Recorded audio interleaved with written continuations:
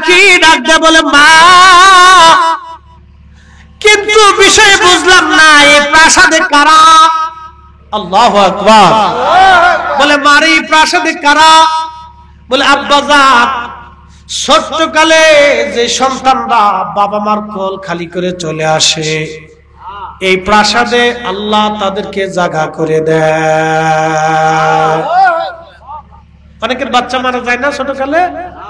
বাচ্চা মারা যায়।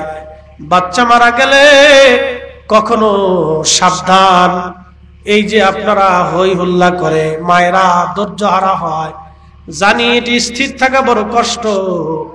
আল্লাহ রসুল বললেন, কারো বাচ্চা যদি মারা যায় তাহলে তুমি যদি ধৈর্য ধরতে পারো আর বলো আল্লাহ তুমি সন্তান দিয়েছিলে আবার নিয়ে গেছো, তাহলে কিয়ামতের ময়দানে ওই সন্তানটা আল্লাহ ওই বান্দার জন্য নাজাতের জরিয়া বানায় দিবে। ওই সন্তান বাবা মারে নিয়ে জান্নাতে চলে যাবে। আল্লাহু আকবার।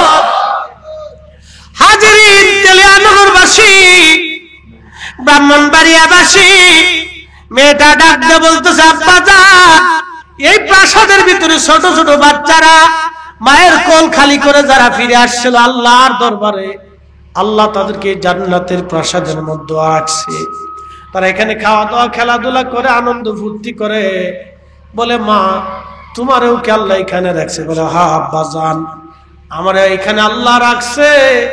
তবে আব্বাজান, আমি আপনার সেই কন্যা সন্তান, আজকে কঠিন বিপদের দিনে আপনি আমার কাছে আসছিলেন, যার কারণে আমি আপনার আজকে ওই কঠিন বিপদ থেকে সাহায্য করতে পারলাম। আব্বা গো, এখনো সময় আছে, আপনি আল্লাহর দিকে ফিরে আসেন। এখনো সময় আছে, আপনি আল্লাহর দিকে ফিরে আসেন আব্বাজান। মালিক ইবনে দিনারের ঘুম ভেঙে গেল। ঘুম ভেঙে যাওয়ার পরে তিনি ওযু গোসল করে তওবা করলেন আল্লাহর দরবারে, আল্লাহ আর জীবনে কোনোদিন অপরাধ করব না। মালিক ইবনে দিনার বলেন, ও আল্লাহর বান্দা, সেই দিন সকালবেলা থেকে ফজরের নামাজ থেকে শুরু করলাম, আমার কোটি কোটি টাকাগুলি আল্লাহর রাস্তায় দান করে দিলাম, দাসী বাদী সব আজাদ করে দিলাম, দুনিয়া থেকে জুদা হইয়া আমি আল্লাহকে খুশি করার জন্য রাস্তায় বের হয়ে গেলাম। আমি এত পরিমাণে পরিবর্তন হলাম, দুনিয়া বিরাগী হয়ে গেলাম। আজকে সবার সামনে ওয়াজ করি, সবাই নসিহত করে বুঝাই, আল্লাহ আমার পরিবর্তন করেছেন, হেদায়েত দিয়েছেন। এই জন্য হেদায়েত কার মাধ্যমে হবে, কে কোন সময় হবে, আমাদের কারো জানা নাই। কথা কোন ঠিক কিনা? এই জন্য নিন্দা বন্ধ, গালিগালাজ, কুটুক্তি, এগুলি আমাদের করা অনুচিত। আমাদের এখন আমরা যে পরিবেশে আছি সারা বাংলাদেশে, আমাদের সব আলেমদেরকে সহনশীল হতে হবে। আগের সব জিনিস ভুলে যেতে হবে। আগের সব কি করতে হবে, ভুলে যেতে হবে। আগে আপনার অনেক ভুল হয়েছে, আমারও হয়েছে। আমি নিজেও আগে কটূক্তি করতাম, ভিন্ন মতের যারা আছেন তাদেরকে কটাক্ষ করতাম। পরে দেখলাম যে না, এটা ঠিক না। আল্লাহ রাসূল জীবনে কোনোদিন করেন নাই, আল্লাহর নবী করেন নাই, পৃথিবীর কোন উলামা, ফুদালা, ওলি, আউলিয়া, সুফি, সুফিরা দিন কায়েম করছে। শাহজালাল এমনি মুজাদ্দিদি আসছে, যুদ্ধ করছে, কিন্তু কটু বাক্য ব্যবহার করে নাই। আল্লাহ রাসূলকে কাফেররা কষ্টের পর কষ্ট দিয়েছে, কিন্তু নবীর জীবনে একটা কটূক্তি শব্দ কোন কাফের সম্পর্কে করেন নাই। সাহাবীরা দেখেন, সাহাবীদেরকে মারছে, কাটছে, কত কষ্ট দিছে, তারপরে কোন সাহাবী কোন কাফেরকে গালি দেন নাই। এই জন্য কটূক্তি করে, খারাপ শব্দ ব্যবহার করে কোন আলেমকে হেয় করা, এটা আমাদের জন্য অনুচিত। এটা আল্লাহ আমাদেরকে মাফ করুক, সকলে বলে না আমিন। এগুলো ভুল। এই ভুল থেকে বের হইয়া আমরা এখন সারা বাংলাদেশে যে পরিস্থিতি আসছে, আমরা রাষ্ট্রের কাজে, দেশের জন্য সব দলের লোক, ওলামায়ে কেরাম যদি ঐক্যবদ্ধভাবে কাজ করে, তাহলে আমার দেশ সোনার দেশ হয়ে যাবে। কথা বলেন ঠিক কিনা? আমার দেশ কি হয়ে যাবে? সোনার দেশে পরিণত হয়ে যাবে। সব ঘরানার, সব মাসলাকের, সব পীরের দরবারের সব লোকের ঐক্যবদ্ধ হয়ে যেতে হবে। দেশের প্রয়োজনে আমরা এক এবং অভিন্ন থাকতে হবে। কেউ কাউরে কটাক্ষ না করি, মতের অমিল হতে পারে, সেটা শালীনতার মাধ্যমে, মহাব্বতের মাধ্যমে আমরা সেই বিষয়টিকে উপস্থাপন করতে পারি। কষ্ট না দিয়ে, কটাক্ষ না করে, শক্তি প্রয়োগ না করে আমরা মহাব্বতের মাধ্যমে কাজ করি।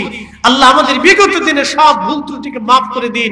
বিগত দিনের সবকে আল্লাহ একবার 5 পিছনের সবটাকে আল্লাহ আমাদেরকে বেনিশ করে, সব কথাগুলিকে একবার দাফন করে সামনের দিনের জন্য আমরা এক অভিন্ন হয়ে, একটা দেহ হয়ে আল্লাহ খেদমত করার তৌফিক দিক। সকলে বলেন আমিন। কষ্ট হইতেছে আপনাদের? প্রিয় উপস্থিতি, তো খুব মনোযোগ দেন। এই যে হেদায়েত কে কখন হবে, কোন সময় হবে, এটা আমাদের কারো জানা নাই। আল্লাহ কারে কোন সময় কবুল করবে সেটাও আমাদের জানা নাই। এই যে আপনাদের জীবনের কোন আমলটা কবুল হয়েছে জানেন? শেখ সাদি রহমাতুল্লাহ, আমার দিকে তাকান 1 মিনিট। শেখ সাদি, আল্লাহু আকবার। শেখ সাদি রহমাতুল্লাহ আলাইহি কবিতা লিখতেছেন। কবিতা কি কবিতা দেখেন? বালাগাল্লাউলা বিকামালিহি কাশাফাত দুজা বিজামালিহি হাসনাত জামিউ সালিহি। আর তিনি লিখতে পারেন না। 3 লাইন লিখলেন, 4th লাইন মিলাইতে পারে না। দেখেন জীবনের কোন আমল কবুল হবে আমরা কেউ জানি না। এই জন্য কোনটাকে কটাক্ষ করবেন না। যারা আমাদের মিলাদুন নবী পছন্দ করেন না, যারা করেন না, ধরেন থাকতে পারেন, সেটা আপনার ইচ্ছা। আমি আপনাকে ভর্ৎসনা করব না, কারণ ওই মত থেকে ফিরে আসছি। আপনার গালিও দেবো না, আপনাকে খারাপও বলতেছি না। ধরেন আপনার ওই মতে আপনি আছেন, কিন্তু তার জন্য আপনি আমাকে গালি দিতে পারেন না, কটূক্তি করতে পারেন না। কেন পারেন না আমি বুঝাইতেছি। শেখ সাদি রহমাতুল্লাহ আলাইহি, শেখ সাদি রহমাতুল্লাহ আলাইহি 3 লাইন লিখলেন, 4th লাইন তিনি লিখতে পারে না। ঘরের মধ্যে শুয়ে আছেন, স্বপ্নে দেখে রাহমাতুল লিল আলামিন তশরিফ আনছে। না না হয় না, আরো জোরে জোরে জোরে। বাইরে নবী দেখা কি যাহা কথা? আপনি কি চাইলেই পারবেন? টিকিট কাটলে পারবেন? ভিসা লাগাইলে পারবেন? কোন সুযোগ নাই। আমেরিকায় ভিসা করা, আমেরিকান নাগরিকত্ব পাওয়া খুব জটিল, কঠিন। রাশিয়ান নাগরিকত্ব পাওয়া খুব কঠিন। এটা যত কঠিন, তার চাইতে অপরিসীম কঠিন আল্লাহ রাসূলকে দেখা। কিন্তু যদি আল্লাহ নবী খুশি হয়ে যায়, তাহলে এর চাইতে সহজ আর কিছু নাই। ঠিক না?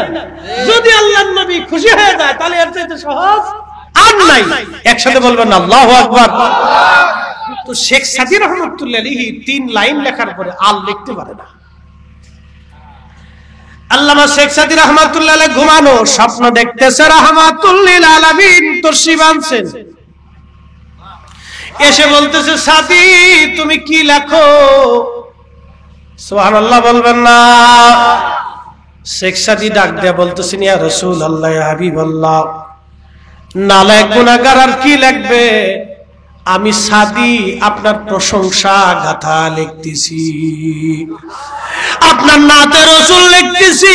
বালাগাল উলা বিকামালিহি কাশাফাত দুজা বিজামালিহি হাসনাত জামিউ খুসালিহি। আল্লাহর নবী বলেন, সাদি তারপরে কি? আল্লাহু আকবার। কাজী নজরুল লিখছে, ত্রিভুবনের প্রিয় মুহাম্মদ, বলেন ত্রিভুবনের প্রিয় মুহাম্মদ এলোর দুনি আয় সাগর আকাশ বাতাস দেখবি যদি আয় রে সাগর আকাশ বাতাস দেখবি যদি। ধুলির ধরা বেহেশত আজ জয় করিল দিল রে লাল। আজ আজকে খুশির ঢল নেমেছে ধূসর সাহারায় রে সাগর আকাশ বাতাস দেখবি যদি আয় রে সাগর আকাশ বাতাস দেখবি যদি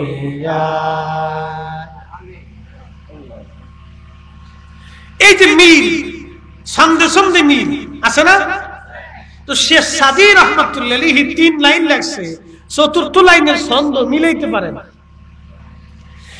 আল্লাহর নবী ডাক দিলেন সাদী চতুর্থ লাইন কোথায় বলি ইয়া রাসূলুল্লাহ নালায়েক সাদী চতুর্থ লাইন মিলাইতে পারে না আল্লাহর নবী ডাক দিয়ে বলেন সাদী তুমি চতুর্থ লাইনে লেখো সাল্লু আলাইহি ওয়া আলিহি আল্লাহু আকবার সাল্লু আলাইহি ওয়া আলিহি বালাগাল উলা বিকামালিহি কাশাফাত দুজা বিজামালিহি হাসনাত জামিউ খুসালিহি সাল্লু আলাইহি ওয়া কালেমা তাওহীদ আরশ লেখা আল্লাহু আকবার বানাত মুহাম্মদ আকা কালেমা তাওহীদ আরশ লেখা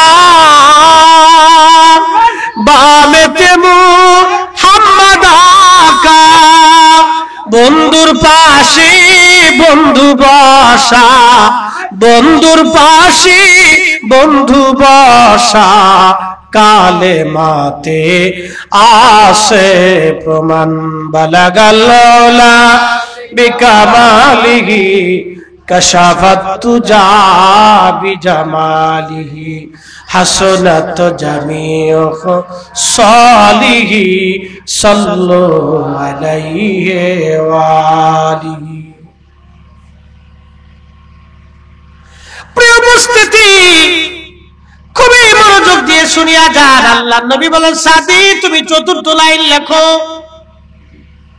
এই তো বালাগাল উলাবি সারা পৃথিবীতে আজও মুসলমানের জবানে জবানে গজল উচ্চারিত হয় আল্লাহর নবীর পছন্দের গজল শেখ সাদী রহমাতুল্লাহ আলাইহি মারা গেলেন অ্যাটেনশন ওই যে আগে বলছি যে আপনি কোনটাকে ছোট করে দেখার সুযোগ নাই আপনি নবীর মিলাদ দুরুদ দুয়া জিকির আজগার এই যে মাহফিল এগুলিকে ছোট করে দেখার সুযোগ নাই তো বুঝাইতেছি কোনটা আল্লাহর রাসূলের দরবারে কবুল হবে আমাদের জানা নাই অনেকে টুপি মাথায় দিলে টান দিয়ে ছিঁড়ে খুলে ফেলে দিয়ে গার বেটা তুই এই বয়সে টুপি মাথায় দিছুত কি অনেক বন্ধুরা দুষ্টুমি করে আবার নামাজে গেলে অনেকে কয় বিরাট বড় মুসল্লি হইছে অনেকে বলেন এরকম বিরাট বড় মুসল্লি হয়েছে এইগুলো কটূক্তি করা যাবে না কষ্ট দেওয়া যাবে না কারণ বান্দার কোনটা আল্লাহর কাছে পছন্দ হবে আমাদের কারো জানা নাই এজন্য কোনো ব্যক্তি কোনো গোষ্ঠী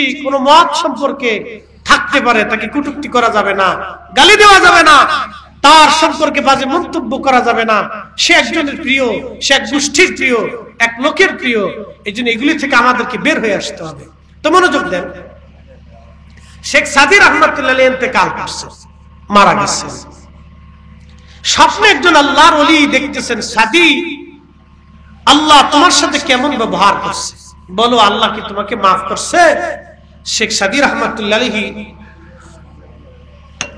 ডাক দিয়ে বলতেছে হ্যাঁ আল্লাহ আমারে maaf করে দিয়েছে না না হয় না আরো জোরে বলেন আচ্ছা বলেন তো আজকে আপনি রাস্তা দিয়ে যাচ্ছেন হঠাৎ করে 10 কোটি টাকার একটা ব্যাগ আপনি পাইছেন খুশি না বিরাট খুশি হলো চিন্তা করবে বাপ রে বাপ এত টাকা কেমনে হইল টাকা বাদ দিলাম রাস্তা দিয়ে যাওয়ার সময় মাঠের ভিতর দিয়ে যাওয়ার সময় আপনি এক জায়গাটা এক ব্যাগ ভর্তি স্বর্ণ পাইলেন তা আপনার মতো খুশি আর কেউ নেই বিরাট বড় খুশি হাই হাই পাইছি কিয়ামতের মাঠে কবরের ভিতরে আল্লাহ যদি বান্দারে বলে বান্দারে তোরে maaf করে দিলাম এর চেয়ে বড় খুশি আর পৃথিবীতে কেউ হতে পারে না। আল্লাহ তোমাকে মাফ করে দিলাম, আল্লাহ যদি বলে তোমার মাফ করে দিলাম, বান্দা বিরাট বড় খুশি। আল্লাহর ওলি শেখ সাদী রাহমাতুল্লাহ আলাইহি বলতেছেন আল্লাহ আমারে মাফ করে দিয়েছেন। তখন আল্লাহর ওলি জিজ্ঞেস করলেন সাদী কি কারণ আল্লাহ তোমারে মাফ করছে বলবানি? শেখ সাদী রাহমাতুল্লাহ আলাইহি বললেন আল্লাহর বান্দা আমি আমার নবীজির শানে নাতে রাসূল লিখছিলাম, বালাগাল উলা বিকামালিহি কাশাফাত দুজা বিজামালিহি হাসনাত জামিউ খুসালিহি সাল্লু আলাইহি ওয়া আলিহি। এই নাতে রাসূল লেখার পরে নবীজি খুশি। আমি রওজা শরীফের পাশে দাঁড়াইয়া নাতে রাসূল গাইছিলাম। আল্লাহর নবী খুশি হয়েছিলেন। আমার ইন্তিকালের পরে আল্লাহ ডাক দিলেন সাদী তোমার জীবনের কোন আমল আমি আল্লাহর কাছে মনোনীত হয় নাই, কিন্তু আমার নবীর শানে তুমি নাতে রাসূল লিখছিলা, আমার রাসূল তোমার নাতে খুশি হয়েছিল, সেই কারণে আমি আল্লাহ তোমারে মাফ করে দিলাম। না না একসাথে জোরে বলেন আল্লাহু আকবার। তুমি মোদের আশার আলো, তাই তো তোমায় বাসি ভালো বলেন, তুমি মোদের আশার আলো, তাই তো তোমায় বাসি ভালো। হৃদয় নামের ফুলদানিতে, হৃদয় নামের ফুলদানিতে গেথে রেখেছি প্রেমের মালা, ইয়া রাসূলুল্লাহ ইয়া হাবিবাল্লাহ ইয়া রাসূলুল্লাহ ইয়া রাসূলুল্লাহ আল্লাহুম্মা সাল্লি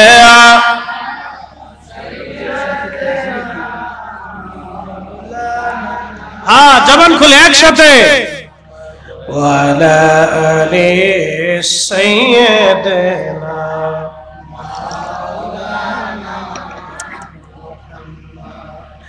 তেলিয়ানগরবাসী এই জন্য আমাদের ক্ষমার দরকার। ক্ষমা ক্ষমা ক্ষমা কিসের দরকার? কে ক্ষমা করবে? আল্লাহ। আল্লাহ। তাহলে ক্ষমা করতে হলে, ক্ষমা পাইতে হলে আপনাকে ক্ষমা চাইতে হবে। ক্ষমা পাইতে হলে আপনাকে ক্ষমা চাইতে হবে। এই জন্য অধিক পরিমাণে ইস্তেগফার করা, মাপ চাওয়া। আল্লাহ ভুল হয়ে গেছে, আল্লাহ ভুল হয়ে গেছে, আল্লাহ অন্যায় করে ফেলছি, আল্লাহ আপনি মাফ করে দেন। আপনি যখন কাতর হয়ে যাবেন, বিনয়ী বেশে মাথা নত করে রবের দরবারে মিনতির স্বরে আপনি আল্লাহর কাছে বলবেন, তখনই আল্লাহ আপনার ডাক শুনে ফেলবে, তখনই আল্লাহর ডাক শুনবে। এই জন্য আমাদের উচিত হলো আল্লাহর দরবারে বেশি বেশি ক্ষমা চাওয়া। আমাদের ত্রুটি বিচ্যুতি সবার আছে, ভুল ছাড়া নবীরা ব্যতীত কোনো মানুষ নেই। ওলিরা হলো মাহফুজ, আর নবীদেরকে আল্লাহ মাসুম বানাইছেন। আর আমরা গুনাহ মার্কা, চলতে ফিরতে খাইতে নাইতে সব কাজে আমাদের গুনাহ হয়ে যায়, ভুল হয়ে যায়। তো ক্ষমা চাইতে হবে কার কাছে? আল্লাহর কাছে। এই জন্য কঠিন কিয়ামতের মাঠ আমাদের সামনে আসন্ন, বেশি দিন নেই। মৃত্যু হওয়ার পরেই মেহশরের মাঠে আমাদেরকে দাঁড়াইতে হবে। তো এই কঠিন মাঠ থেকে যদি নবীর কদমের সুপারিশ আপনাকে পেতে হয়, তাহলে দুনিয়া থেকে আপনাকে নবীর গোলামি করে যাওয়াটাই জরুরি। কথা বলেন ঠিক কিনা? এই কথাটা মাথায় রাখতে হবে, হৃদয়ে বদ্ধ করে রাখতে হবে। এই জন্য চিন্তা করতে হবে দুনিয়াতে আমাকে নরম ভাবে চলতে হবে, গরম হয়ে না। পৃথিবীতে যারা গরম মতো চলে তারা বেশি দিন টিকে না, নরম হয়ে চলতে হবে। কথা বলেন ঠিক কিনা? দুনিয়াতে যারা গরম হয়ে চলে বেশি দিন তারা টিকে না, নরম হয়ে চলাটাই বুদ্ধিমানের কাজ। আমরা দুনিয়ার সম্পদ ক্ষমতার জন্য পাগল পারা হয়ে যায়, কিন্তু আমরা রকাবির যারা ছিলেন বুজুর্গ, তারা দুনিয়ার মোহে থাকতেন না, তারা আল্লাহকে খুশি করার জন্য থাকতেন, আখিরাতের নাজাতের জন্য তারা পথ চলতেন। তো এই জন্য আমাদের এগুলি করতে হবে। মাহফিল চলমান থাকবে, সবাই বলে না মারহাবা। মাহফিলটা কি থাকবে? চলমান থাকবে। এই মাহফিল চলতে হবে, যে নামই হোক। আপনারা ঈদে মিলাদুন নবী করেন, আর সোহাদায়ে কারবালা মাহফিল করেন, সুন্নি সম্মেলন করেন, আপনার যে নামেই হোক, কাজ কিন্তু একজনের। সেই কাজ কার? একসাথে বলতে হবে, সেই কাজ কার? আল্লাহ। আজকে যত সময় কথা বলছি, আমি সবসময় বলছি আপনার আল্লাহর দিকে, আমরা সবাই আল্লাহর দিকে ফিরতে হবে, আল্লাহ রসুলের গোলামীর দিকে ফিরতে হবে। আমাদের সবার কাজ ওটা। পৃথিবীতে নরম ভাবে চলাটাই বুদ্ধিমানের কাজ। গরম যারা থাকে তারা বেশি দিন টিকে না, এটা লাস্টিং করে না। এই জন্য নরম ভাবে, মাটিও নরম, মাটির মতো হয়ে চলতে হবে। আল্লাহ নবী বললেন, তোমার যদি রাগ আসে তুমি দাঁড়ায় রইছো, বসে যাও। যদি তাও রাগ না মিটে তাহলে মাটির মধ্যে শুয়ে পড়ো। মাটির সাথে শরীর আপনার যখন মিশে যাবে তখন অটোমেটিক রাগ মাটি চুষে নিয়ে যায়, মিশে যায় রাগ। এই জন্য এগুলিকে কন্ট্রোল করতে হবে, মাটির মতো হয়ে যেতে হবে, মাটির মতো। আল্লাহ আমাদেরকে 4টা জিনিস দিয়ে বানাইছে, আগুন, পানি, মাটি, বাতাস। আর জিনদেরকে আল্লাহ শুধু বানাইছে আগুন দিয়ে, আমাদেরকে বানাইছে আল্লাহ 4টা জিনিস দিয়ে, আগুন, পানি, মাটি, বাতাস। হুজুর গাউসে পাক রাহিমাহুল্লাহ সিরর আসরারের মধ্যে লিখছেন, আব, আতশ, খাক, বাত। আব, আতশ, খাক, বাত। আগুন, পানি, মাটি, বাতাস। 4 রঙের মশলা দিয়া যে কইরাছে তোর গঠন, 4 রঙের মশলা দিয়া। আগুন, পানি, মাটি, বাতাস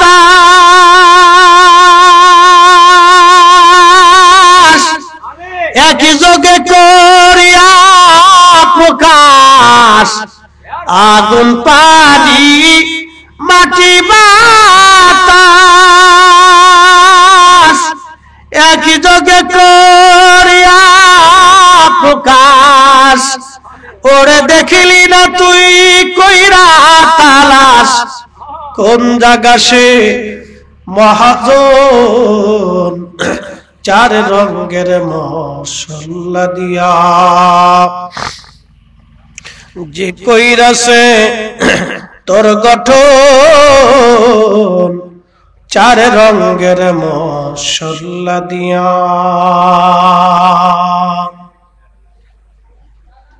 আগুন, পানি, মাটি, বাতাস 4টে পদার্থ দিয়ে আল্লাহ মানুষের বডি নির্মাণ করছে। কিন্তু রূহ নামক ইঞ্জিনটা আল্লাহ রূহের জগৎ থেকে আমাদেরকে ফিট করে দিচ্ছে। কতদিন পরে জানেন? 4 মাস পরে। সুবহানাল্লাহ বলবেন। কত মাস? প্রথম 40 দিনে। এই কথাটা শুনে যান, আল্লাহ রাসূল বলেন প্রথম 40 দিন মায়ের রেহেমের ভিতরে আল্লাহ পাক বাবার নির্গত পানি, যেটাকে নুতফা বলা হয়, মায়ের রেহেমের ভিতরে আল্লাহ রিফাইন করতে থাকেন। রিফাইন করতে করতে এটা রক্তপিণ্ড হয়। কত দিনে? 40 দিনে। এরপরে 40 দিনে আল্লাহ ওই রক্তখণ্ডটাকে রিফাইন করেন। রিফাইন করতে করতে করতে করতে গোশতখণ্ড হয়।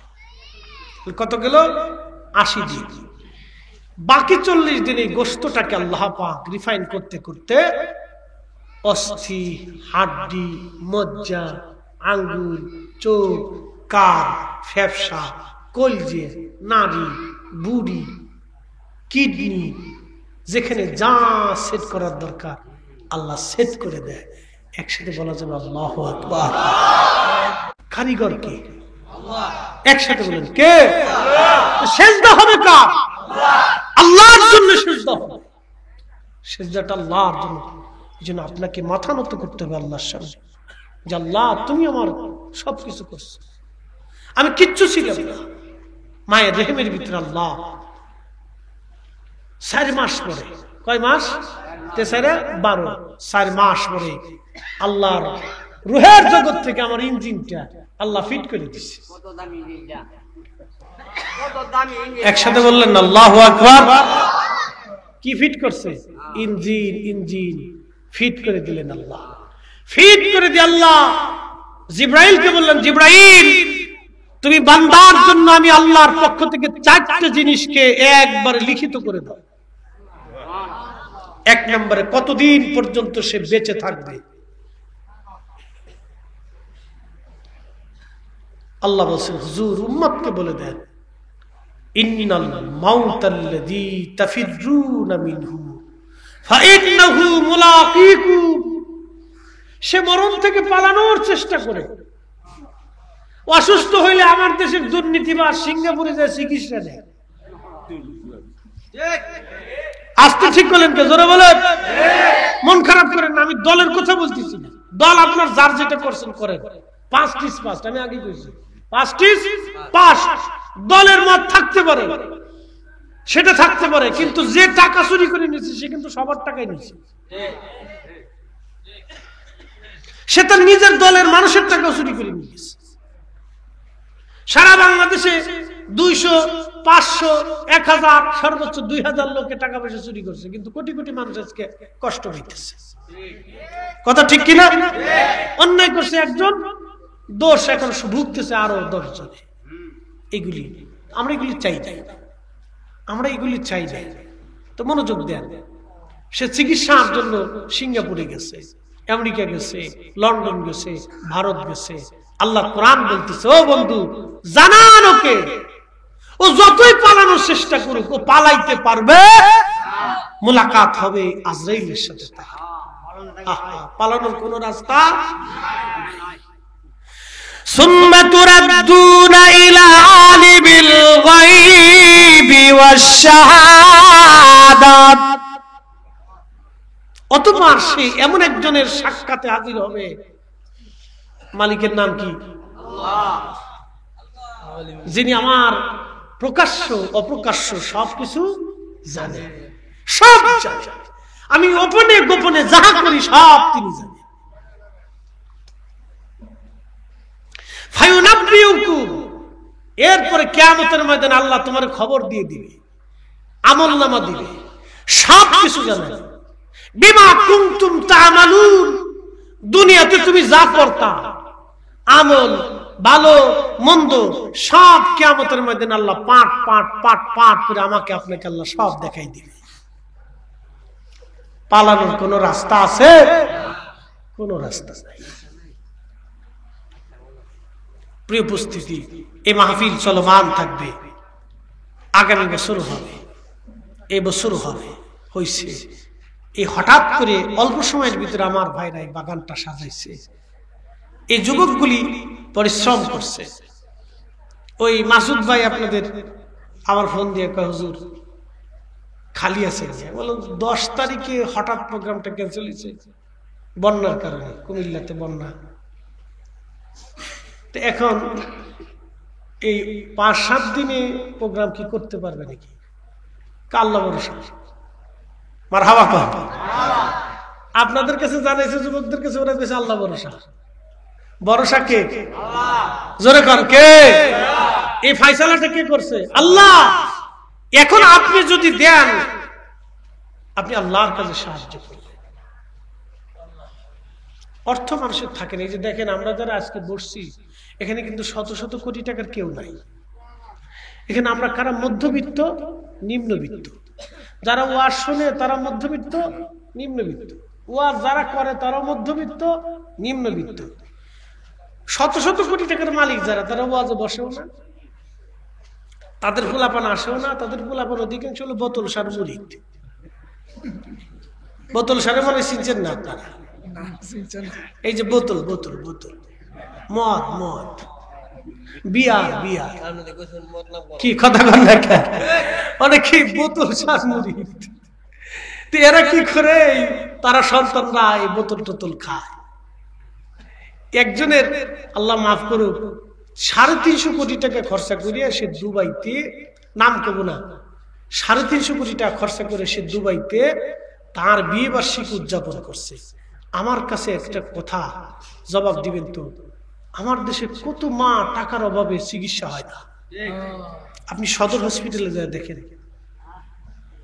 প্রত্যেকটা সদর হসপিটালগুলিতে যায় দেখেন, টাকার অভাবে অনেকের চিকিৎসা হয় না, অপারেশন হয় না, কাতরাইতেছে, পয়সা যাইতেছে, গন্ধ বেরোইতেছে। তারা বিয়ে বার্ষিকী উদযাপন করে কোটি কোটি টাকা খরচা করে, কিন্তু গরিব মানুষের জন্য বরাদ্দ করে না। তো বলেন এগুলোর কি জবাবদিহিতা আল্লাহর কাছে নাই? আছে। তারই অর্থ থেকে আল্লাহর দিকে নেই, কিন্তু আপনার আজকের 10 টাকা আল্লাহ তার রাসূলের গোলামীর দিকে নিয়ে যাবে। আল্লাহু আকবার। শেখ সাদী রাহমাতুল্লাহ কি পছন্দ হয়েছে? আল্লাহর নবীর দরবারে একটা নাতে রাসূল কবুল হয়ে গেছে। তা আপনার ঈদে মিলাদুন নবীর মাহফিলের 10 টাকা কবুল হয়ে যেতে পারে। কথা কন না কেন? জোরে বলেন। কবুল হইতে পারে না? আপনার এই 500 টাকা 1000 টাকা কি হইতে পারে? কবুল হয়ে যেতে পারে। কে কবুল করতে পারে? আল্লাহ এবং তার রাসূল কবুল করতে পারে। যে আমার উম্মত আমার মুহাব্বতের মাহফিলে এই 1000 টাকা খরচা করছে, কবুল হইতে পারে। বাবাজি, এই জন্য আমাদের এই যত সম্পদ আছে কোনটাই আখিরাতের মাঠে কাজে লাগবে, এই যদি আমরা এগুলি দান করি।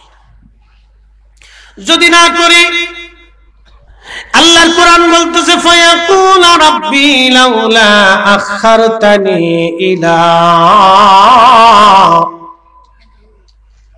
ইলা আজালিন করিব। কিয়ামতের মাঠে যারা দুনিয়াতে আল্লাহর পথে দান করবে না, পয়সা করবে না, কিয়ামতের মাঠে হাতের গোশতগুলি কামড়ায় কামড়ায় কামড়ায় কামড়ায় টেনে টেনে ছিঁড়ে ফেলবে, আর বলবে ফায়াকুল রাব্বি, ও আমার রব, লাউলা আখারতানি ইলা আজালিন করিব, আমাদেরকে আবার দুনিয়াতে আপনি পাঠায় দেন। দুনিয়াতে পাঠান, মিলাদুন নবীর মাহফিলে টাকা দিবেন না তো টাকা দিবেন কোন জায়গা? নবীর ইশকের মাহফিলে টাকা দিবেন না তো টাকা দিবেন কোন জায়গা? এইখানে টাকা খরচা করলে 1 টাকাও নষ্ট হবে না, ঠিক কি না? 1 টাকাও নষ্ট হবে না। নবী বলেন আল মারু মা মান হাব্বা, দুনিয়াতে তুমি যাকে মহব্বত করো কিয়ামতের ময়দানে তার সাথে তার হাসর নাসর হয়ে যাবে। আম্মা জান খাদিজাতুল কুবরা রাদিয়াল্লাহু আনহা জীবনের সব অর্থগুলি আল্লাহর নবীর মহব্বতে দান করে দিলেন।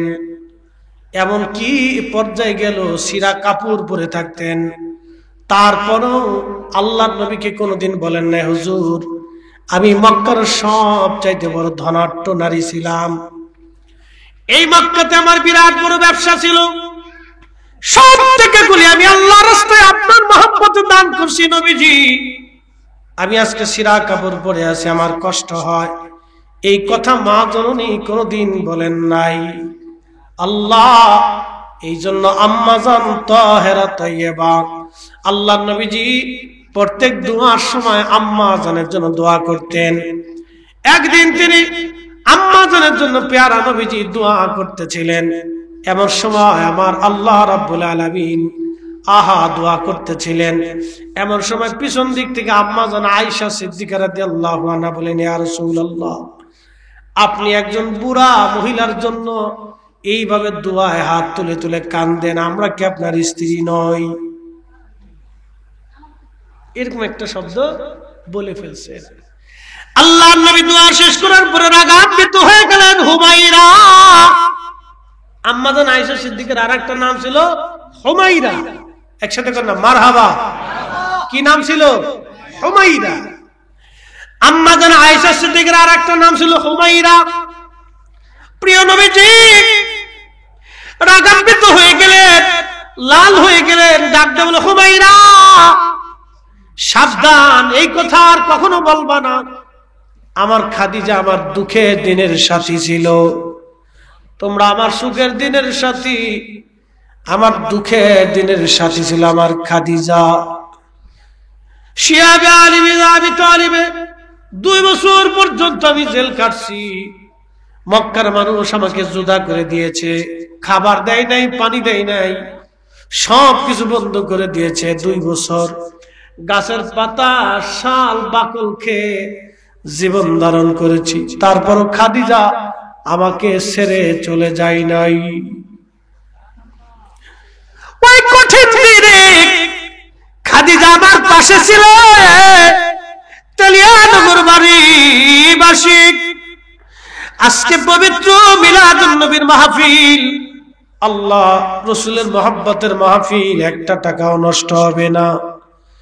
যদি আপনি একটা টাকাও দিয়ে শরীক থাকেন, 1 টাকা কিয়ামতের ময়দানে কথা বলবে, এই একটা টাকাও কবরের জগতে আপনার উপকারে আসবে, একটা টাকাও নষ্ট হবে না। শেখ সাদী রহমাতুল্লাহ আলাইহির কবিতা নষ্ট হয় নাই। হাজরাতে আল্লাহ নবীর আশিক মিশরে কায়রোতে আলেকজান্ডার বুসর নগরে ইমাম শরফুদ্দিন বুসুরির কবিতা নষ্ট হয় নাই। যুগে যুগে আশিক রাসূল যারা ছিলেন তাদের কোনো অর্থই বাবা নষ্ট হয় নাই। আপনার কোনো অর্থ নষ্ট হবে না। কিয়ামতের ময়দানে সেই দিন আফসোস করতে হবে আর বলতে হবে, আল্লাহ দুনিয়াতে পাঠান, ফাআসাদদাকা, বেশি বেশি করে সদকা করব, ওয়া আকুম মিনাস সালিহিন, নেককারদের সংস্পর্শে থাকব, নেককার বান্দা হয়ে যাব। আল্লাহ বলবেন, ওয়ালা ইউআখিরাল্লাহু নাফসান ইযা জাআ আজালুহা, বান্দারে দ্বিতীয়বার আর দুনিয়াতে ফিরে যাওয়ার আর কোনো সুযোগ নাই। হায়াত শেষ হয়ে গেলে দুনিয়াতে থাকার সুযোগ নাই, নাই রে নাই, থাকার আর কোনো সুযোগ নাই। আল্লাহ আমাদেরকে দুনিয়ার জগতে এরকম ভালো আমল করার তৌফিক দান করুন, সকলে বলেন আমিন। 100 বছর বয়সী কেউ নাই। তার অর্থ হলো এই তেলিনগর এলাকাতে 100 বছর আগে যারা ছিলেন তারা সবাই কবরে চলে গেছে। আবার বুঝেন, এই তেলিনগর এলাকাতে যারা 100 বছর আগে ছিল তারা আজকে সবাই কবরে চলে গেছে। আগামী 100 বছর পরে আমরাও সবাই কবরে চলে যাব। আবার নতুন প্রজন্ম আসবে। কিন্তু বলেন, তেলিনগর থাকবে, মাটি থাকবে, আসমানের জায়গায় আসমান থাকবে, বাতাস প্রবাহিত হবে, নতুন প্রজন্ম আসবে, মাহফিল হবে, মসজিদে আযানও হবে, একামত হবে, কোরআনের তেলাওয়াত হবে, ওয়াজ নসিহত হবে, মাঝখান থেকে আমরা নাই। তাহলে আল্লাহ আমাদেরকে পৃথিবীতে পাঠাইলেন, আমাদের কাজ কি? কি জন্য আল্লাহ আমাদেরকে পৃথিবীতে পাঠাইলেন? কি করণীয় আমাদের? এই যে মধ্যবর্তী একটু সময়, সামান্য সময়, কেন আল্লাহ পাঠাইলেন? কেন পাঠাইলেন সেটা আল্লাহ তার কোরআনের ভাষায় আমাদেরকে এইভাবে বলতেছেন, আল্লাযী খালাকাল মাউতা ওয়াল হায়াতা লিয়াবলুয়াকুম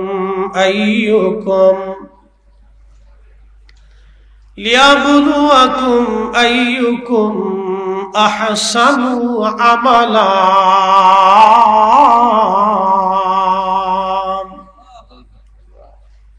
দেখেন আল্লাহর কথা কতই চমৎকার। কোরআনের ভাষা কিন্তু অত্যন্ত মধুর একটা ভাষা, কারণ আল্লাহ নিজে স্রষ্টা, আর এই কোরআন হচ্ছে আল্লাহ পাকের কালাম। আল্লাহর জবান মিশ্রিত বাণী হচ্ছে এই কোরআন শরীফ। এই কোরআনে আল্লাহ বলতেছেন, আল্লাযী খালাকাল মাউত, তোমাদের জন্য আমি মৃত্যু সৃষ্টি করেছি। মৃত্যুটাকে সৃষ্টি করলেন কে? আল্লাহ। এই যে আপনার ভাই, বন্ধু, দাদা, নানা, শ্বশুর, শাশুড়ি, পরদাদা, পরনানা যারা কবরে চলে গেছে, মৃত্যু, এই মৃত্যু তাদেরকে কবরে নিয়ে গেছে। কিন্তু আপনি জানেন এই মৃত্যুরও একদিন মৃত্যু হবে। এই মরণটা আল্লাহর সৃষ্টি।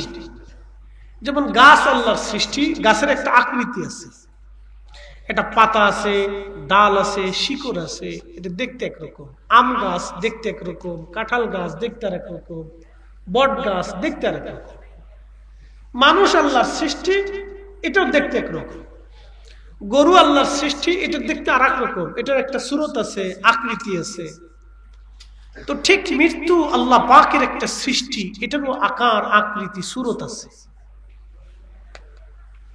এই জন্য আল্লাহ বলছেন, আল্লাযী খালাকাল মাউত, আমি তোমাদের জন্য মৃত্যু সৃষ্টি করেছি। الذي خلق الموت والحياة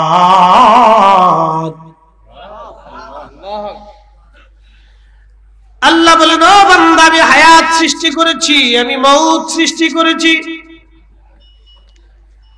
কেন হায়াত দিলাম, কেন মৃত্যু দিলাম, কেন এই দুইটা জিনিস সৃষ্টি করলাম? বান্দা, লিয়াবলুয়াকুম, তোমাকে পরীক্ষা করব আমি আল্লাহ। কি পরীক্ষা আল্লাহ করবেন? আইয়ুকুম আহসানু আমালা, কে ভালো আমল করলা, কে ভালো কাজ করলা, আল্লাহ সেটা পরীক্ষা করার জন্য দুনিয়াতে পাঠাইছে।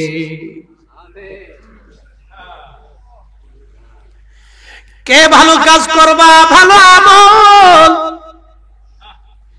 কে ভালো কাজ করবা, ভালো আমল, আল্লাহ সেটা দুনিয়ার জন্য আমাদেরকে এই জন্য পাঠাইছে।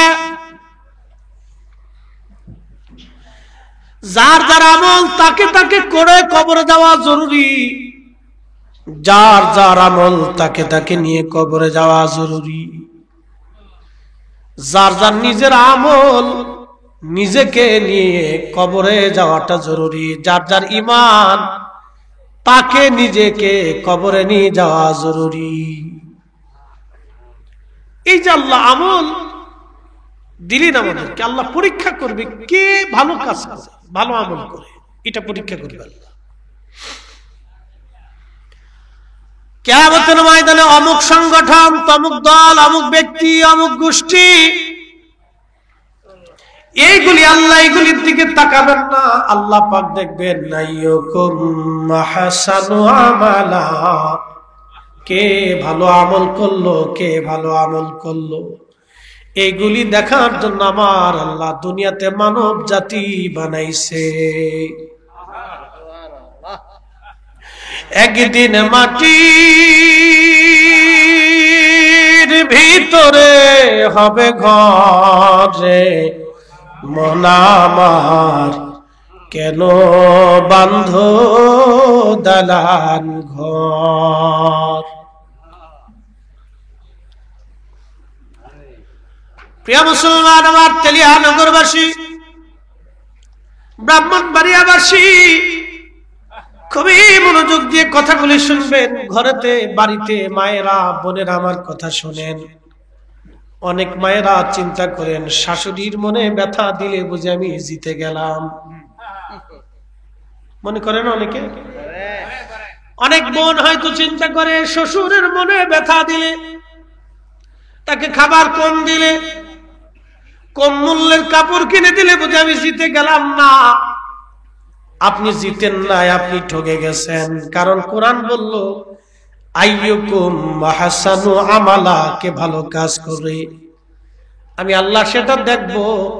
দুনিয়াতে ভালো আমল যার যত বেশি, ঈমান যদি বিশুদ্ধ হয়, আমল যদি বেশি হয়, সে হাসতে হাসতে জান্নাতে চলে যাবে।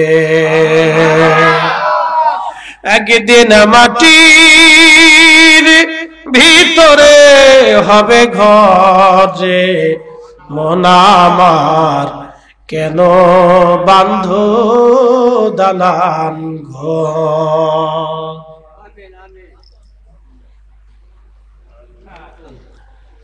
প্রিয় উপস্থিতি, খুব মনোযোগ দিন।